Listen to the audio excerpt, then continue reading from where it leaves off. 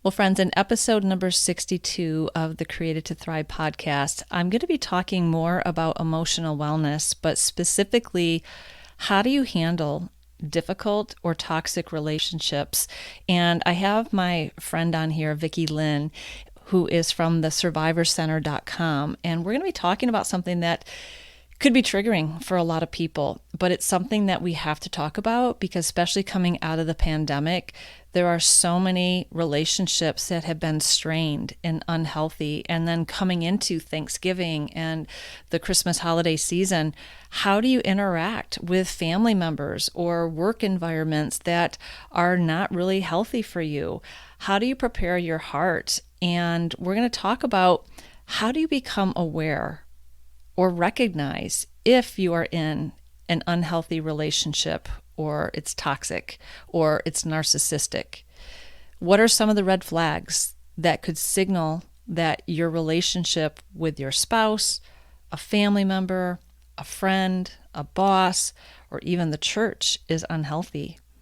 How do you discover your value and worth if you have been emotionally, verbally, physically, or spiritually abused? And then what are some of the tips to help you set healthy boundaries during the upcoming holiday season and then beyond? So we're going to get into the thick of this. So grab a pen and paper because we're going to give you some resources as well as great insight and information to equip and encourage you or those that you love.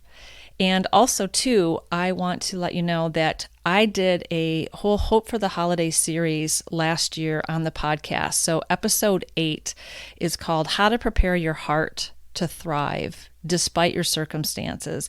And that's a real popular one that I want you to go and listen to if you haven't yet, episode number 8. And then going into that would be episode number 9, How to Really Live with Expectancy versus Expectation to Prevent Disappointment.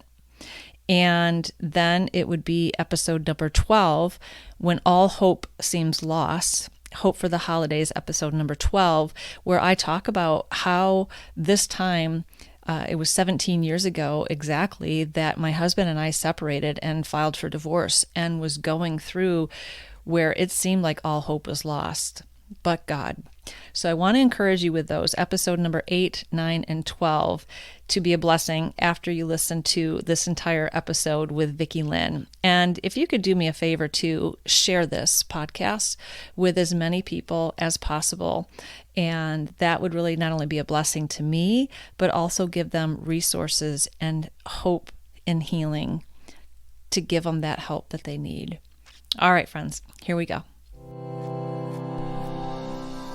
Welcome to Created to Thrive. I'm your host, Lori Snyder. If you desire a deeper connection with God, want to know your value and purpose, then you, my friend, are in the right place. I will teach God's Word in a simple and practical way to equip and empower you to become who He created you to be, because you were created to thrive.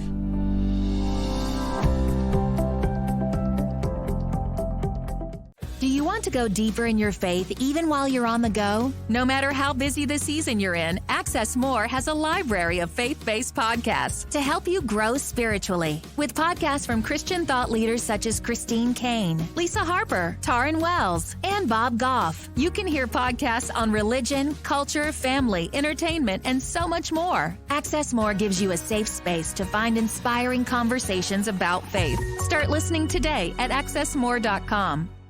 All right, my friends, today I have my new friend, Vickie Lynn, on the show. And Vickie and I recently met in a Kingdom Women's Collaborative. And I knew right away that I wanted to have her on the podcast because we're going to talk about something that's really important and, unfortunately, a growing topic. Vickie is a Jesus-loving woman who is the founder of the Survivor Center, where she equips and empowers women who are forced to share custody with an abusive ex-husband or partner. She herself is a survivor of 24 years of narcissistic abuse. She knows what it's like to live in a constant state of anxiety, fear, and stress. And so she's on a mission to change that for others. She has walked this journey and gives resources, as well as she has a community for mamas to rise up, overcome, and reclaim their life. So welcome, Vickie. Thank you so much for having me. Yeah. And going into the holidays, I know this is a real heavy topic. It's not one that, everyone's talking about Thanksgiving and being thankful, and we don't dismiss that. But one of the things that also is not really discussed is how much stress is involved with having to interact with difficult people that you'll be seeing, whether they're in your family or at work or at the school or at church, the different dynamics. So I want to talk about this with you and just really help people create an awareness. Maybe they're not going through a difficult relationship or situation, but I want them, especially coming out of the pandemic, I want them to be aware of other people. And I have walked this out with several women who had narcissistic marriages and trying to co-parent with them, and just the turmoil and all the different challenging situations. I felt helpless at times because I didn't know how to really offer help or resources. So let's talk about that today.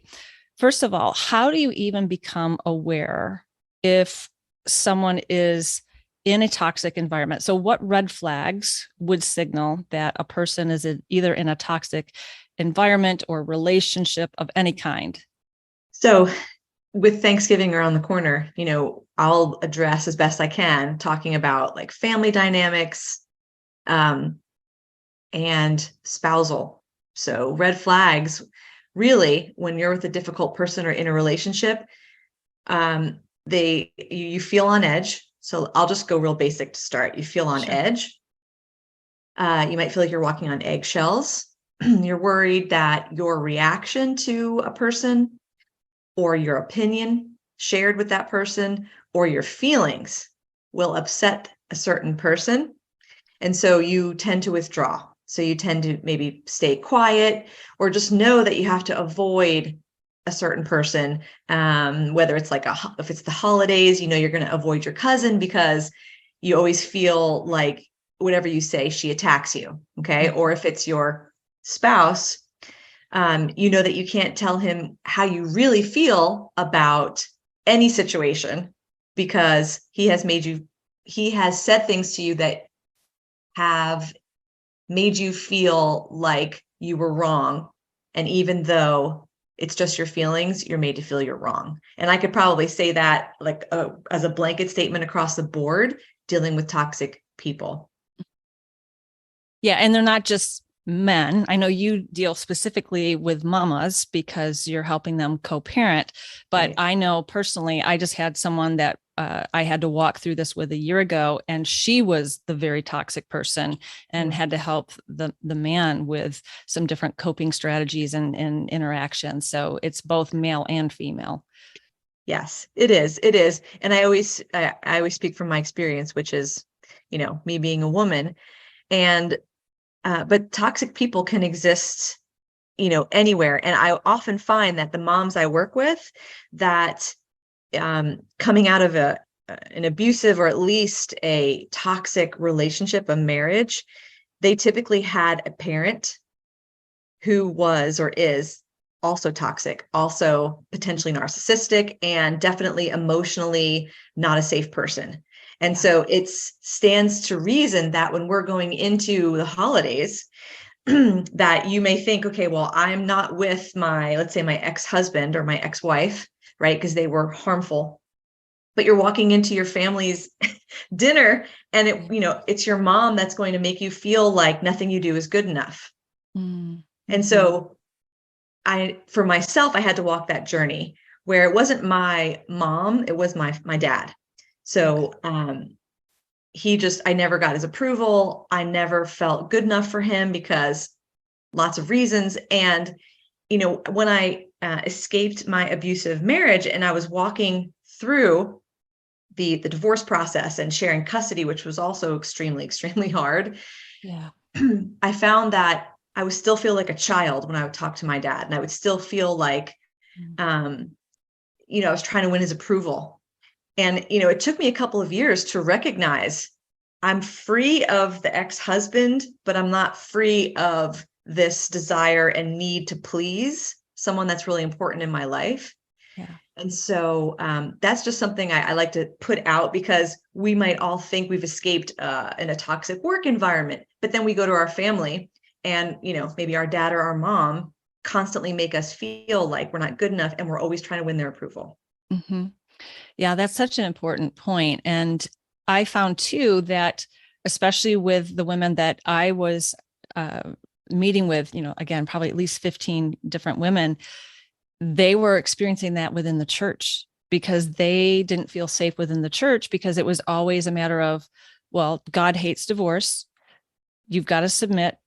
You've got to forgive. And it was just putting a Band-Aid versus nurturing her heart to get really at that emotional and mental aspect of her, to be able to equip her to say, okay, we hear you, we see you, we validate you. How can we come alongside and help you? So yeah, it does spill over into every area. So that's a great point. Yes, absolutely. So, the first thing is we have to become aware, because you don't know what you don't know.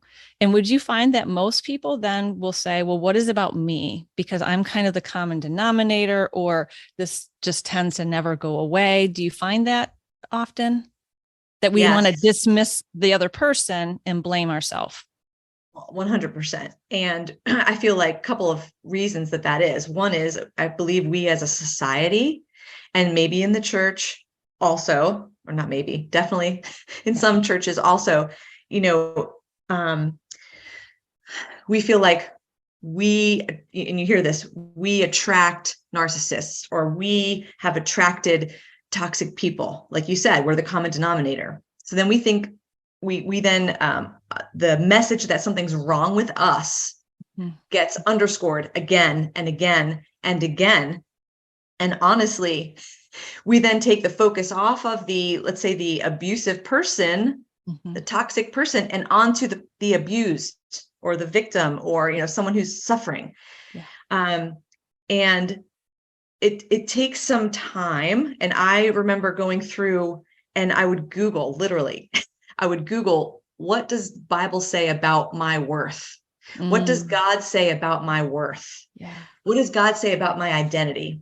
And I know I just started Googling because I figured it was faster than trying to look in the Bible. And then I would go to the Bible from the Google results, and I would just start to meditate on those verses and allow them to soak into me, even though I didn't believe them, even though I wanted to believe them, but I didn't. And then I just asked God to change my heart. And over time that occurred. So I think that when if we know someone who's walking through a difficult situation, or with a difficult person, or sharing custody with a difficult person or a parent, it's important, I think, especially if they are believers, to point them back to the basic truth of who God says we are, and what he believes about us, and our worth and our value in his eyes, right? We're his masterpiece, but you don't feel like a masterpiece when your personhood has been verbally and emotionally and psychologically and even spiritually beaten down by another person. So, but it always has to come back to the truth, because that's where we find life. Yeah, 100%. And I can't echo your words more, because what I found was, in this case, it was predominantly the men. They would look like they're playing the part in the church.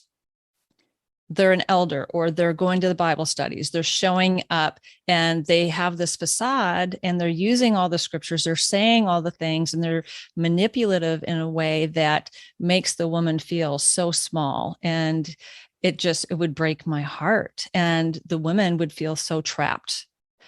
What do I do? Because first of all, how do I get help with someone that will actually give me the truth, help me understand my value and worth, but then equip me with tools to step into conflict resolution? Because one, what I have found is that we have to take personal responsibility. So that's the first thing, once we're aware of it, but then you get the help to give you the equipping tools, then to be able to step in. So talk about that. I know that that's a lot right there. But what would you say to, especially the woman listening that maybe is struggling right now and she feels helpless, she feels hopeless, and she feels trapped? What would you suggest? So I would encourage her to find one person who hears her and believes her.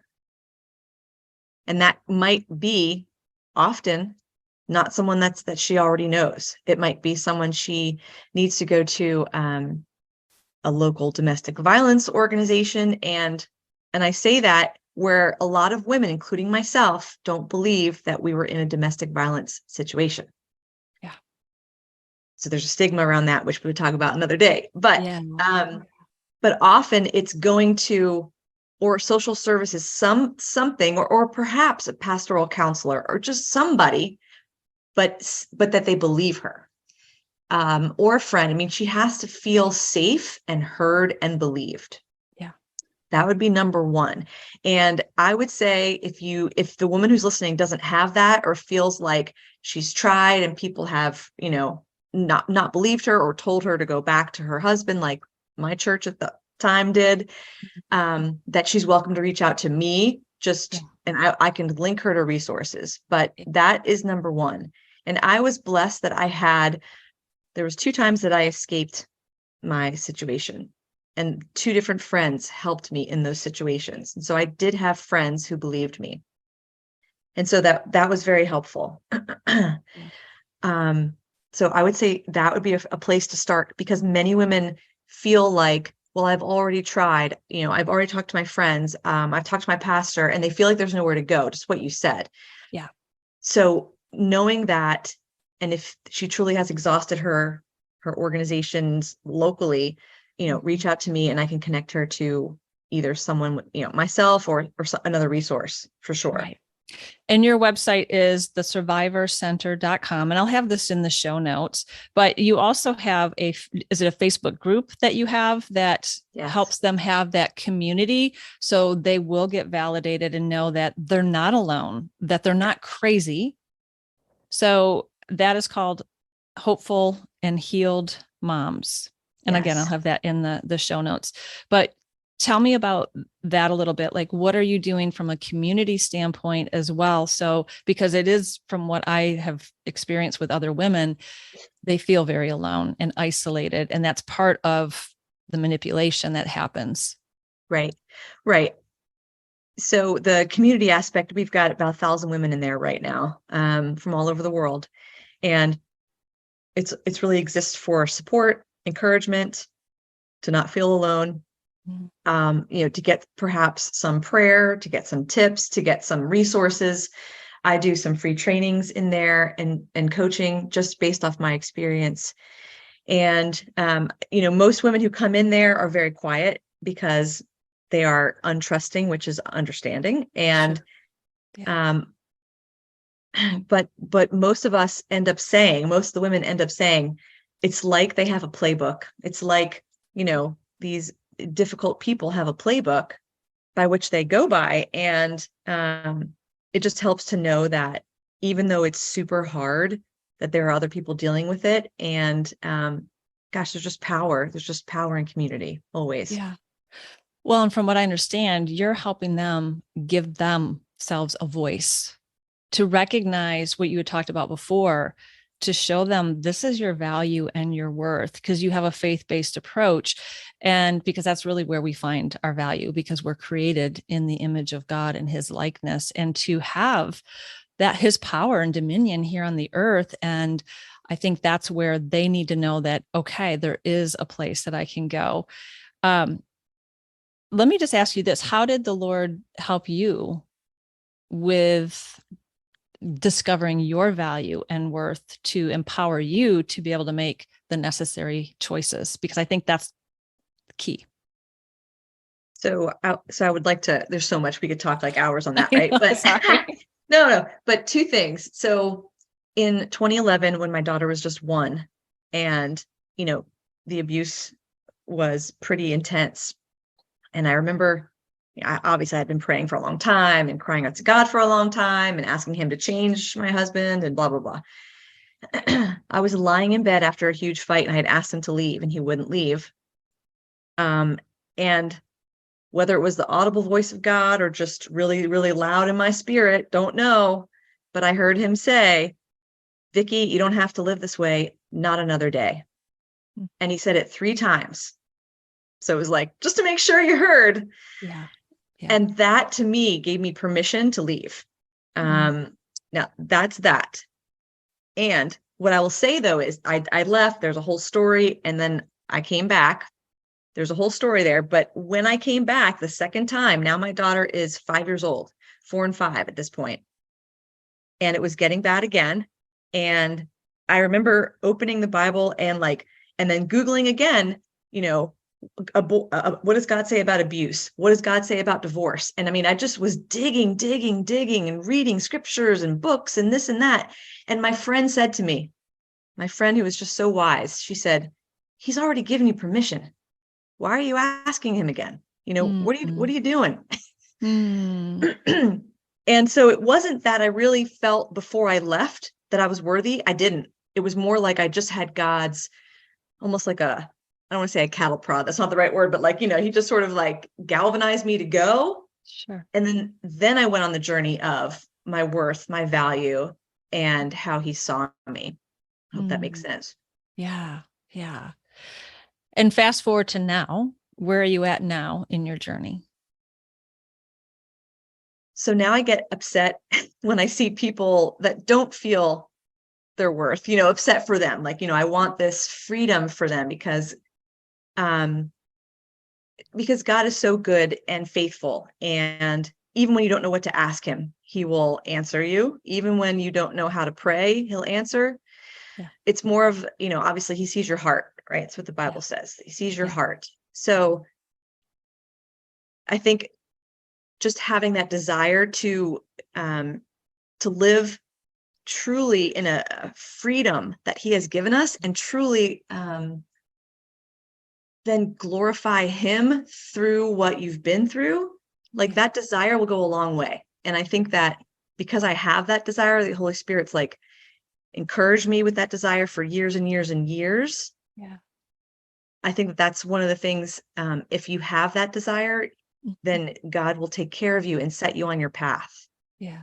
Yeah.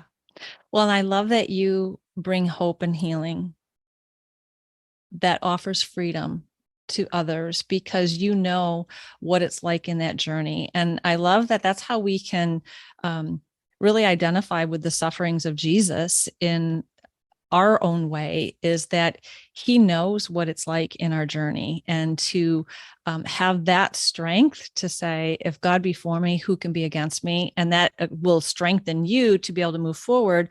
But then knowing that if I can also now help others who are going through what I've come out of, and you're still, in process of journeying, but that is so much greater of that healing now, because that's that true freedom that I'm also now setting other captives free, because that's what Jesus came to do for us, as well as giving us his power and his ability to do that, his grace. So, yes. All right. So the last thing, and then we could talk so much more about this, but I want to help people with coming into, Thanksgiving, and then we've got the Christmas and various holidays. What would you say? What are some tips that someone listening right now could do to set healthy boundaries for themselves?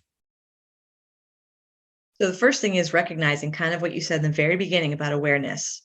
Mm-hmm. Many, many, many of us that are in these situations, again, it could be with a parent, a sister, brother, your spouse, or ex-spouse. We're so used to the way things are that this is the way it is. This is how they are. This is our family dynamic, and we might even hang our hat on the fact that we're dysfunctional and let's laugh about it. Yeah. And that only goes so far.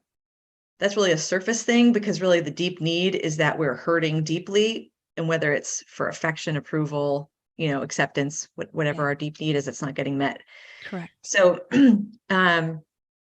I would say probably the best thing I could say is, before you go into a holiday or before you go into a situation where you know what it's going to be like because of the past, is decide, how do you want things to go for you this time? And you might think that's Pollyanna to sort of think, well, how can I decide how things get to go for me when I'm not in control? Because that's what a lot of us believe.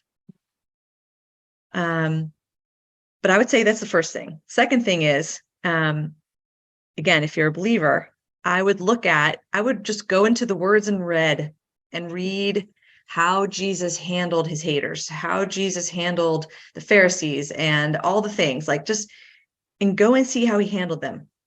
I mean, he's the master of boundaries, and it's not a self-help book where it's laid out. Here's how Jesus handled boundaries. But literally, if you go to and read his words in red, you will see all about boundaries. Yeah. So those would be the tips that I would say, because I would love to say, stand up for yourself and put a boundary in place, but it literally seems like impossible when you haven't done it before, or you've done it and they've crossed them again and again. Yeah. So I don't want to rah you there. It's more of, let's go to the master who truly is where we all can draw our strength from and our example from. Yeah.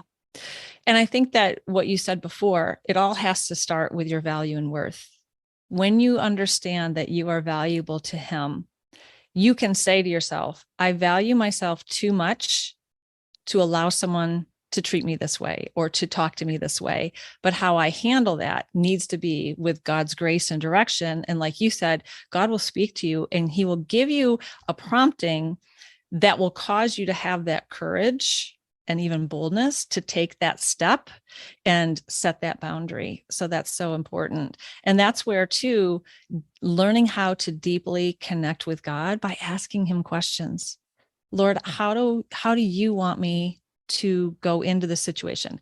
How do I interact with Uncle Joe when I know he's going to get a little handsy, or he's going to have a little too much to drink and then wants a hug, or whatever the situation is, or they're just verbally, demeaning. I don't know how else you can do it without Jesus. Agree. There's been so many times. So what you just described, right? Like asking Holy Spirit, God, help me, show me, give me the words. A lot of times he's not going to give you like a script where you walk into the family reunion with the script. It's more of, you feel it in your body, that clenching in your chest or the tightness in your belly. And like alarm bells might be going off all over your body and you're just used to it, but it's that, okay, I feel that. And so then it's just take a deep breath and then try, and the trying is where I feel like God's going to come in and just assist you. Yeah. You might not know ahead of time what you're going to say. I mean, I can't tell you how many times there were, opportunities. I'm sure you can speak to this too in your life, where you knew you had to do something. You didn't know exactly how it was going to happen, but the opportunity presented itself and you took a step, and then God met you, and then you took a step. Yeah. And, with Thanksgiving being only a few days away right now, as we're recording this, there's not a ton of time to really find and dig your worth and then believe it. Yeah. Right. But that is definitely the long game. The short game is just, like I said, asking God to meet you where you are. And maybe you just decide this holiday, I'm going to, because there's like things where the boundaries need to be like small, and then there's like huge boundaries. And so maybe it's too much to go from, I can't even do a little boundary to a big boundary. So maybe it's just, you decide, what, this kid is, this cousin is really annoying and he always grates on my nerves. I'm just going to say something when he upsets me. Because like maybe you could do that, but maybe you can't stand up to Uncle Frank or Uncle Joe or whatever. Yeah. And that's a great point. And that's where I will go in and say, okay, what's going on in my heart right now? I'm feeling anxious, or being self-aware, and then say, okay, Lord, how can I connect to your love for me? And one of the best questions I have for the Lord is, Lord, how can I rest in your love right now? And then pause and really just get that solid in my heart, because we will hear with our spiritual ears or the eyes of our understanding, or just have that felt sense of his presence, of just saying, I'm with you. And knowing that he'll give you a picture or a word or something that you can go, okay, now I can take that step. Or how do I just be a conduit of your love? How can I love this person without really having to get down to their level, or just like a water off the duck's back where it doesn't affect me? It's not going to infect me. I'm not going to get contaminated by it. And that's where you really have to prepare your heart for that. So, Yes. well, is there anything else, Vickie, for just in relation to what we've been talking about, anything else that you would recommend or suggest, or even a prayer to the listener? I mean, I always like to recommend to the mamas I work with, and I know I've said this multiple times just on this podcast alone, but I would really get in touch with, what is your like biggest thing right now? Is it boundaries? Is it that you don't feel loved? Is it that you feel God is far from you? What is it right now? Is it just that there's fear because you're sharing custody with someone who you believe is dangerous? Like maybe there's just fear, like a constant level of fear. I would Google, what does the Bible say about fear? Find a verse, look up all the verses that you can, find one's going to speak to your heart like that. And it's going to either make you cry or just make you like, super excited. Something is going to speak directly to exactly what you need. And then I would encourage the person to say that out loud, say that verse out loud, make it personal. Put yourself, instead of it just being sort of a general verse, make it personal. Obviously, I can do all things through Christ who strengthens me is already a personal, right? But maybe it's, like you said, if God is for me, no one can be against me. Okay. Make it personal, say it out loud. That helped me tremendously to start to hear the word and then believe it over time. Yeah.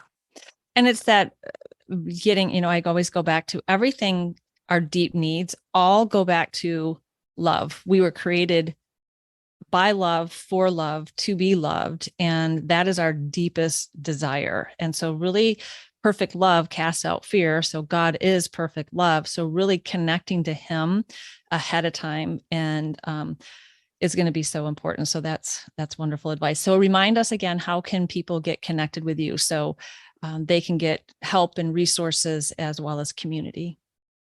So Facebook group is Hopeful and Healed Moms.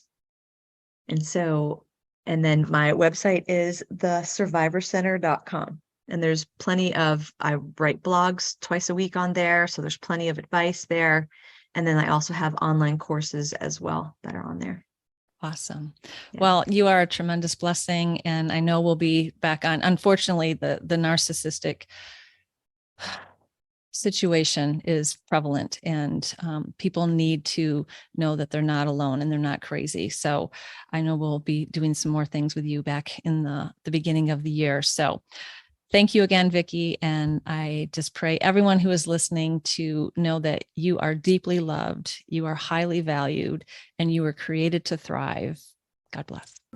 Friend, I hope this podcast has blessed you. And now here is a way that you can really bless me in return. First of all, make sure you're subscribed to this podcast so you don't miss any episodes. And then go to Apple Podcasts, leave me a written review along with a 5-star rating. This not only encourages me to keep going and producing these episodes, but it makes it possible for others to learn about this podcast as well. Then go ahead and take a screenshot of this episode or your review, and then share it on your Instagram and Facebook stories, and make sure you tag me at Lori K. Snyder. So then I can share you in my stories, and then we can just be social together. Together we can reach more people with the gospel of Jesus Christ, and this podcast helps make that possible to fulfill the Great Commission. Thank you so much, and God bless.